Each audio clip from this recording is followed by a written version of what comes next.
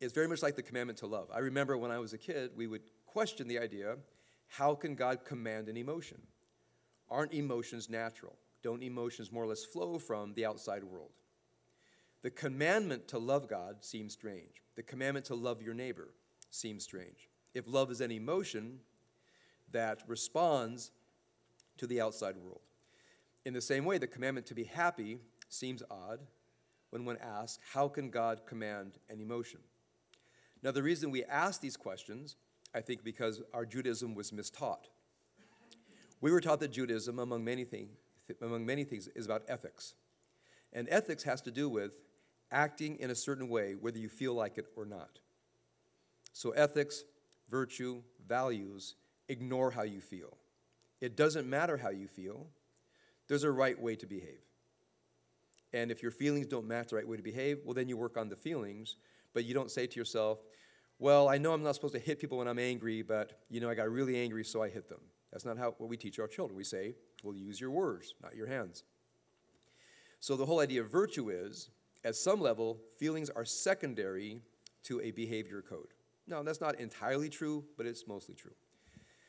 So I was more or less taught that mistaught, that Judaism does not address the inner life, it addresses the ethical life. And this is in contradiction to that other religion, which was also mistaught, which is about the inner life, which is about grace and love and so forth.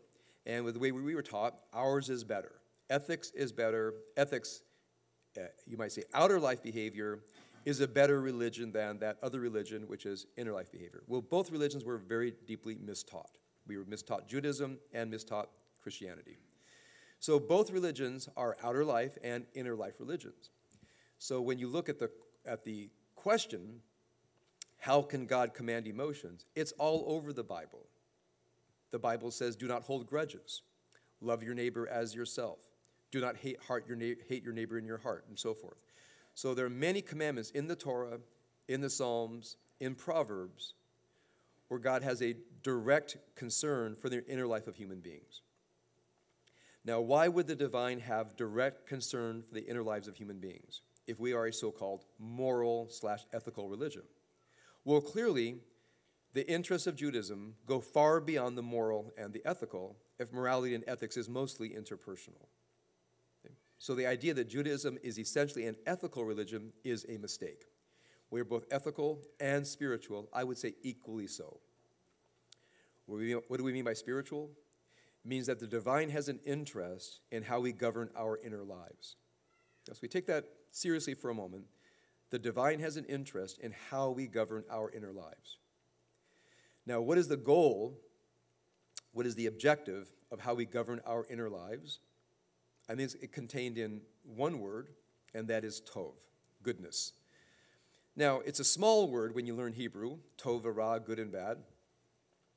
But when you look at philosophic words, for example, the good in Greek is the highest aspiration of philosophy, is creating the good, living the good. You find the same thing in the tradition as well, especially in the book of Deuteronomy.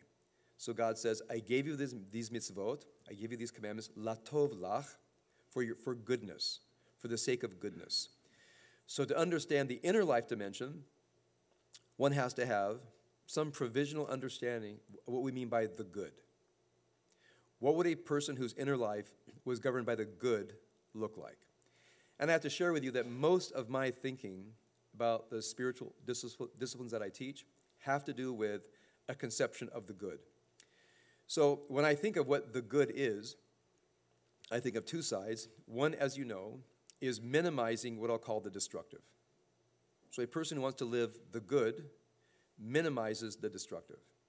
And I spend most of my time talking about that because I realize for most people, their lives are so often wrapped around the destructive, they actually can't get to the good. Now, I don't believe the good is absence of the bad. I think it's much more active than that, but it's minimally the absence of the bad.